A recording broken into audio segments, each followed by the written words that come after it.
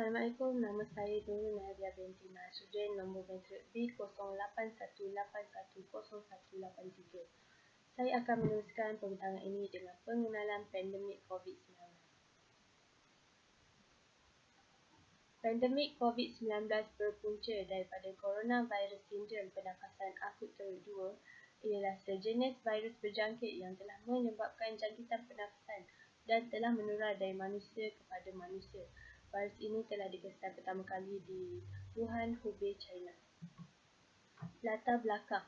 Pada Disember 2019 di Bandar Raya Wuhan, Hubei, China, virus COVID-19 telah dikesan dan diiktiraf oleh WHO sebagai pandemik. Virus ini telah menular ke 188 buah negara sekitar Januari 2020. Kes yang telah dicatatkan untuk seluruh negara ialah 79.5 juta kes, 1.7 juta kes kematian dan 44.8 juta kes yang telah pulih. Negara yang mencatatkan jumlah kes tertinggi bagi virus COVID-19 ini ialah United States dengan jumlah kes sebanyak 18.7 juta kes yang telah direkodkan dan 329,000 kes kematian telah dicatatkan. Punca COVID-19. Pada awalnya, virus ini dikatakan berpunca daripada virus zoonosis, iaitu jangkitan yang disebarkan antara haiwan vertebrata kepada manusia. Haiwan vertebrata ini boleh dikategorikan sebagai haiwan berkaki empat. Namun setelah dikenal pasti, virus ini berpunca daripada pasar makanan laut dan haiwan besar di Wuhan, China yang menjual pelbagai jenis haiwan seperti ayam, daging, kelawar, mammoth, ular berbisa, rusa, organ binatang dan binatang liar yang lain. Virus ini berkemungkinan berpunca daripada kelawar atau tenggiling atau kedua-duanya sekali kerana terdapat persamaan dengan virus kelawar sebanyak 96% dan persamaan dengan SARS-CoV pertama sebanyak 75.5%. Seterusnya saya akan serahkan pembintangan ini kepada kawan saya. Assalamualaikum warahmatullahi wabarakatuh. Nama saya Wan Hasan Hamidi Wan Hasan B0818101101. Saya akan meneruskan pembintangan ini dengan simptom pandemik COVID-19. Simptom-simptom yang boleh kita lihat apabila seseorang mengalami gejala COVID-19: demam panas, suhu badan melebihi 37.3 darjah Celsius, batuk yang berpanjangan, sukar untuk bernafas seperti biasa, radang paru-paru, buah pinggang gagal berfungsi dengan baik. Pandemik COVID-19 di Malaysia. Malaysia juga tidak terkecuali dari terkena virus COVID-19. Virus ini telah disahkan menular di Malaysia apabila akhir bulan Januari 2020 apabila pelancong dari China yang tiba di Johor melalui Singapura dikesan positif virus berkenaan pada 25 Januari 2020. Jumlah kes aktif adalah 101,565 kes. Jumlah kes sembuh adalah 52,540 kes. Jumlah kematian adalah 449 kes. Kluster jemaah tabligh pada bulan Mac punca peningkatan kes tempatan.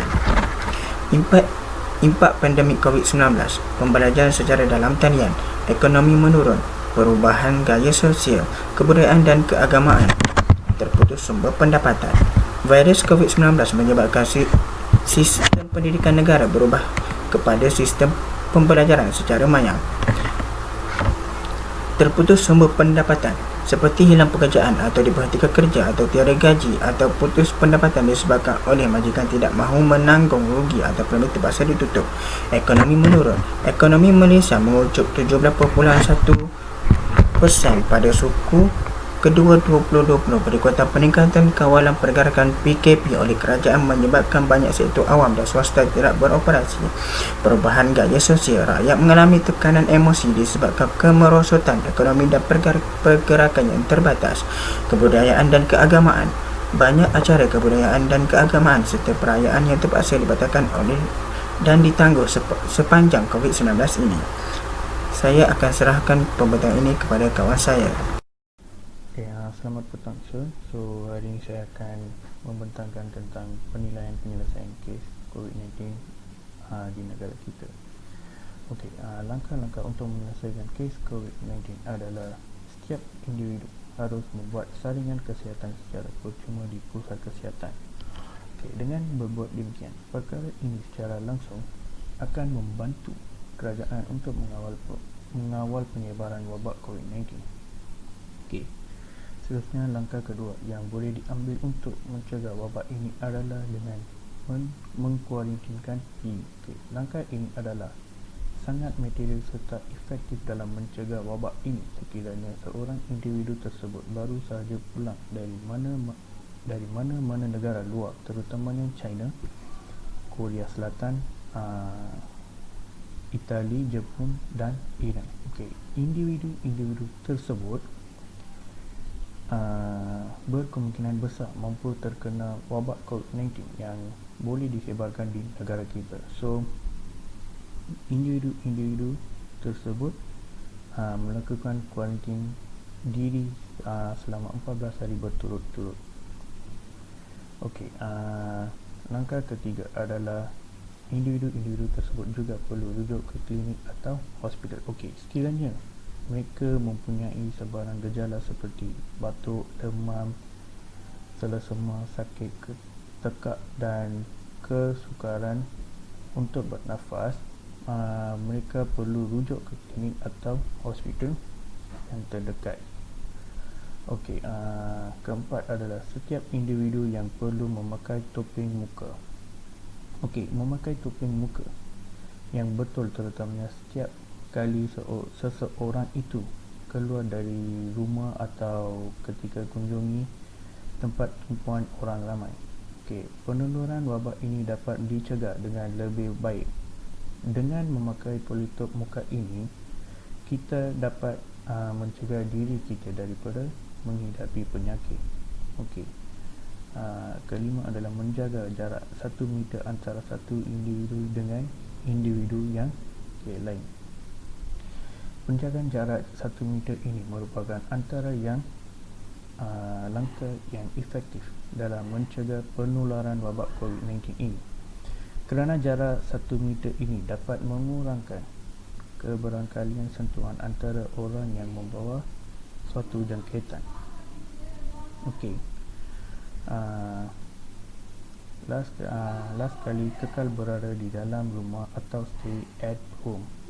Dengan kekal berada di rumah, seseorang individu dapat menghindarkan diri daripada dijangkiti virus COVID-19. Seseorang itu juga perlu tingkatkan kebersihan diri dan kawasan rumah serta sentiasa mengutamakan kebersihan diri seperti kerap mandi dan kerap mencuci tangan dengan betul, menggunakan sabun atau menggunakan bahan pencuci tangan seperti hand sanitizer.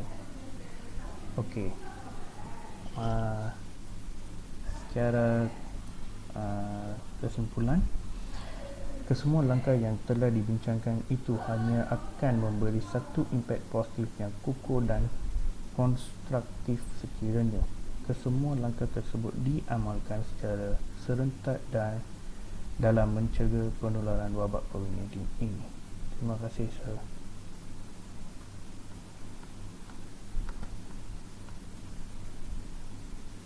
Dari 3 BEEE Section 2 Group 1, saya nak membentangkan saya punya.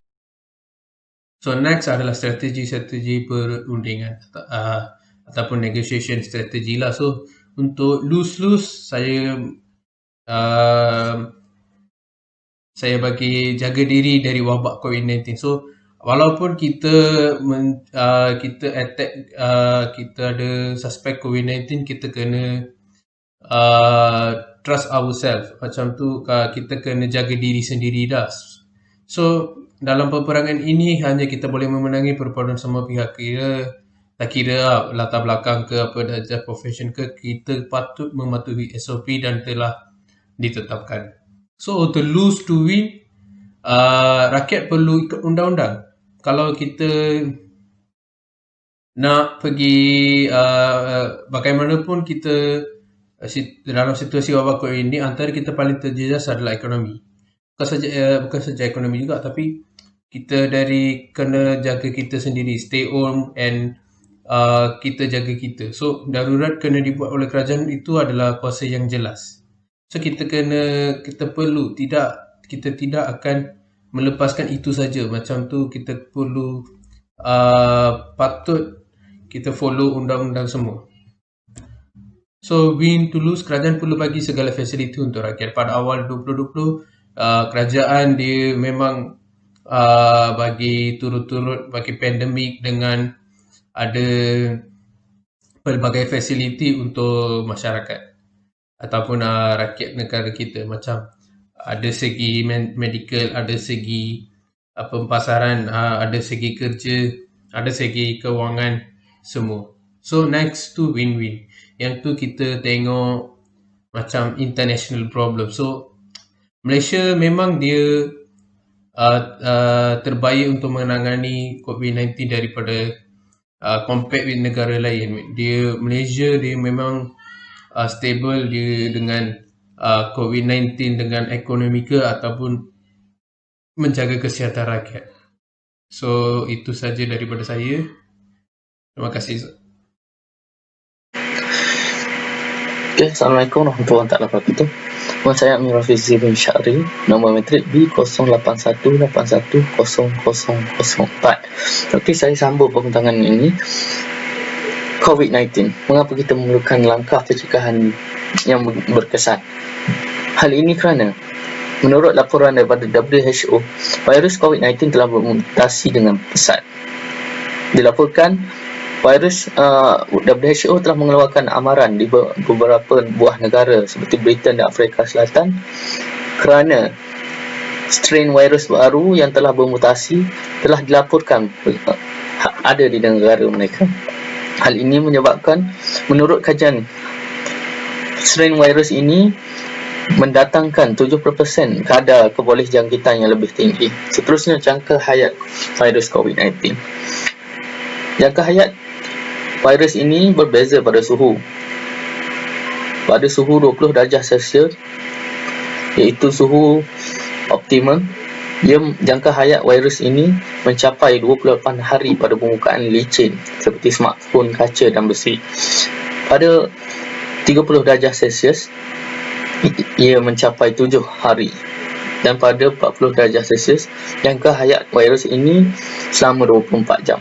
Selain itu, vaksin yang belum sempurna sepenuhnya.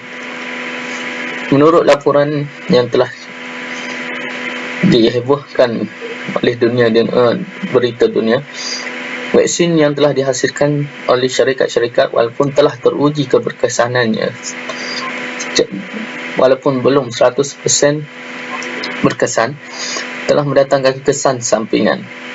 Media juga melaporkan kematian orang yang telah mengambil suntikan vaksin ini, di mana ia mendatangkan keradangan serta alergik kepada pendatang.